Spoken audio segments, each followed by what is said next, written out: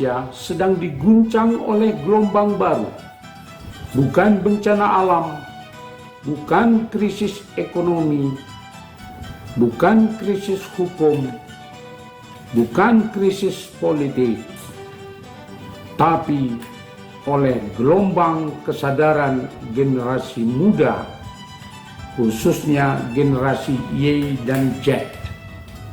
Mereka lahir di era digital, tumbuh dengan kemajuan teknologi, tapi kini turun ke jalan dengan amarah dan kecewa. Inilah generasi Y dan Z, generasi yang selama ini dianggap apatis terhadap politik, kini bangkit menjadi kekuatan baru yang menuntut keadilan sosial dan moral dari para penguasa. Mereka bukan lagi sekedar penonton politik, tetapi pelaku sejarah politik yang menantang elit yang hidup mewah di atas penderitaan rakyat.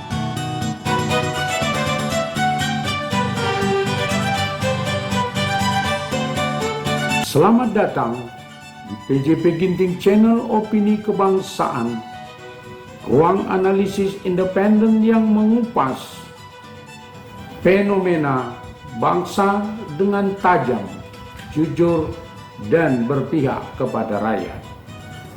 Dalam 1 tahun pemerintahan Presiden Prabowo, rakyat telah menyaksikan beberapa kali demonstrasi besar-besaran.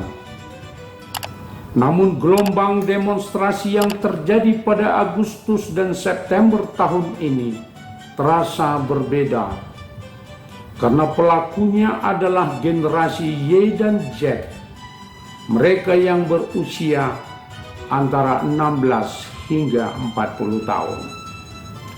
Secara demografis, kelompok ini adalah mayoritas penduduk Indonesia, mencapai 52% dari total populasi. Kelompok usia produktif yang sangat membutuhkan pekerjaan, keadilan, dan masa depan yang layak. Gerakan mereka bermula dari demonstrasi damai, lalu meningkat menjadi luapan kemarahan yang meluas hingga ke berbagai kota di Indonesia. Isu yang mereka usung sederhana namun sangat fundamental, yaitu ketidakadilan untuk rakyat.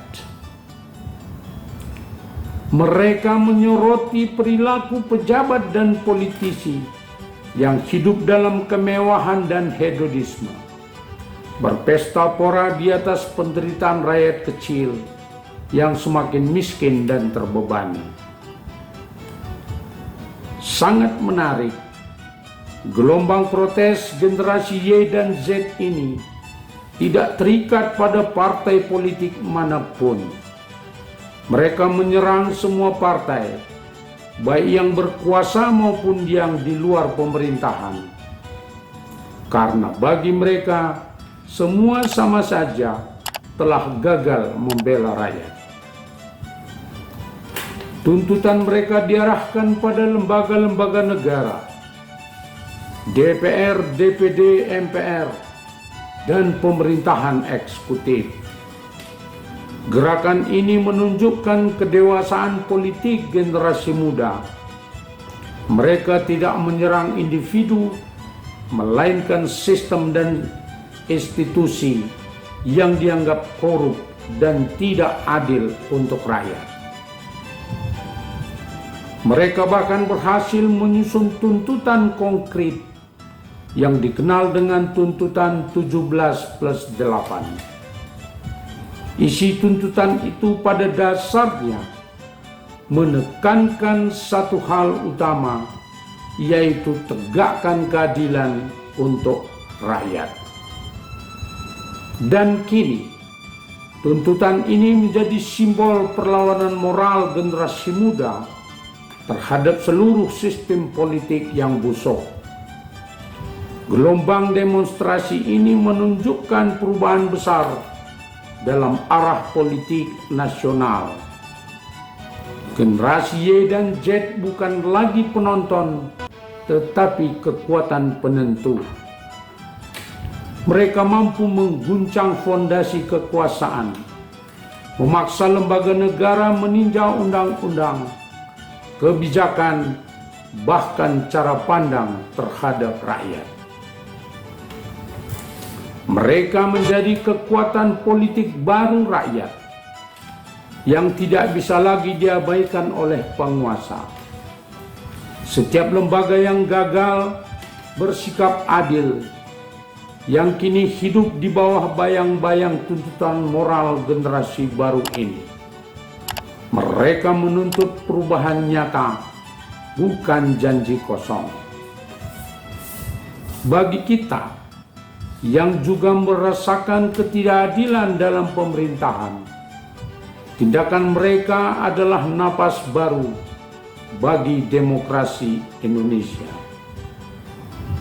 Kini, kita tinggal menunggu apakah para pejabat dari lembaga negara dan lembaga pemerintahan mau berubah ke arah yang lebih adil atau tetap keras kepala mempertahankan kekuasaan yang menindas dan mempertahankan ketidakadilan.